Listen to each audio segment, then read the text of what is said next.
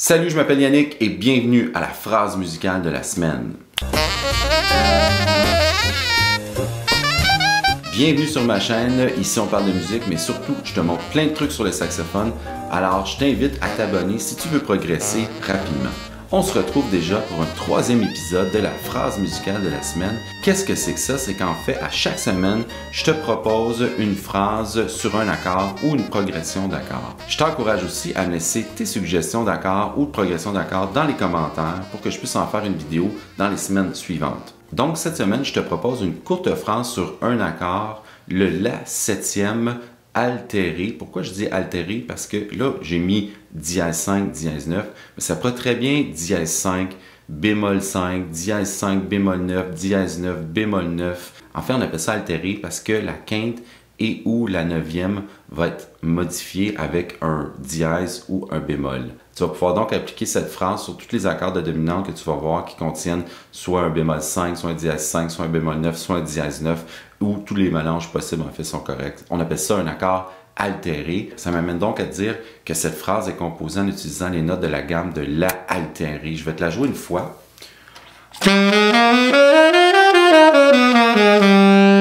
Qu'est-ce que ça en fait? C'est que toutes les notes sont altérées. On a la tonique, bémol 9, dièse 9, tierce majeure, bémol 5, dièse 5 et bémol 7. C'est une gamme qui est très colorée en fait. Je pourrais même te dire que je l'utilise même sur un accord qui n'est pas dit altéré. Donc si on avait simplement le La 7, parfois je vais aller glisser des parcelles de la gamme altérée. Étant donné que c'est un peu plus compliqué théoriquement, on va l'analyser ensemble. Alors la première note que tu as, c'est un Do bécard.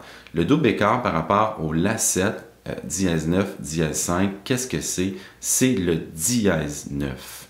OK? Ensuite, on a un Si bémol. Le Si bémol, ça va être la bémol 9.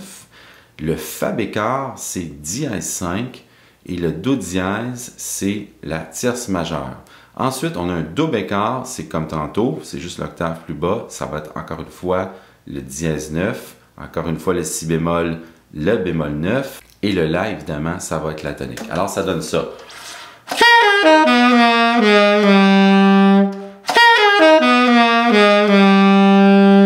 Si tu joues du jazz, tu l'as probablement déjà entendu parce que c'est une ligne qui est assez populaire. Donc, je vais mettre le métronome sur le deuxième et le quatrième temps parce que je vais swinguer les croches et je vais jouer simplement les 4 premières croches en boucle. 1, 2, 3, 4.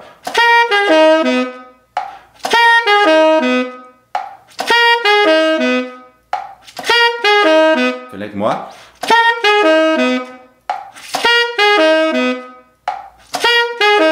Ça, c'était les 2 premiers temps. Maintenant, sur le 3e temps, on a le Do bécard qui est une noire. Ça, c'est plutôt simple. Alors, si je commençais du début, ça ferait ça.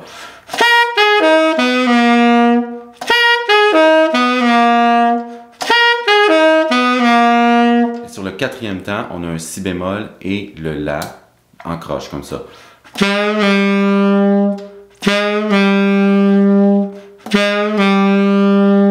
Je vais jouer la phrase au complet en boucle et je t'invite à la faire avec moi. 1, 2, 3, 4. 3, 4.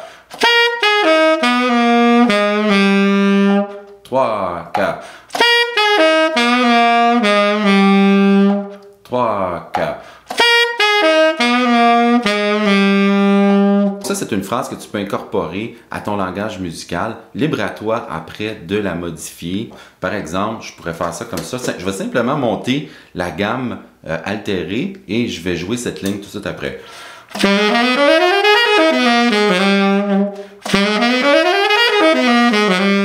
pourrais aussi modifier la fin. Je pourrais aussi modifier le rythme. C'est ce qui met fin au 3e épisode de la phrase musicale de la semaine. J'espère que ça t'a plu, que ça va t'aider à développer ton langage musical. Encore une fois, n'hésite pas à me laisser dans les commentaires tes suggestions d'accords ou de progression d'accords. Et si ce genre de contenu t'intéresse et que tu ne veux pas manquer les prochaines vidéos, je t'invite à t'abonner à ma chaîne. Je te dis à bientôt. Salut!